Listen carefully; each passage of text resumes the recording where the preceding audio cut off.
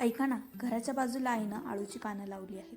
जेव्हा आमच्याकडे डाळ भात बनतो तेव्हा आमच्याकडे छान कुरकुरीत आळूची भजी बनतात. चला तर आज आळूच्या पानाची भजी बनवूया. सर्वात आधी वाटून घेऊ हिरवी मिरची, लसूण, जिरी छान बारीक वाटून घेऊ. त्यानंतर घेऊ 3 चमचे पीठ, चवीनुसार मीठ, मिरचीचं वाटण, पाणी टाकून छान मिक्स करून घेऊ.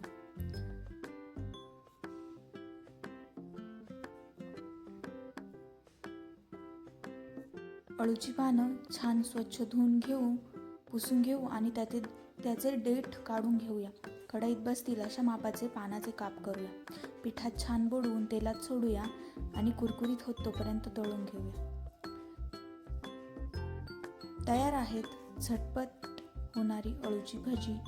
बनवा, खा आणि व्हिडिओ आवडला तर लाईक, शेअर आणि सबस्क्राईब करायला विसरू नका.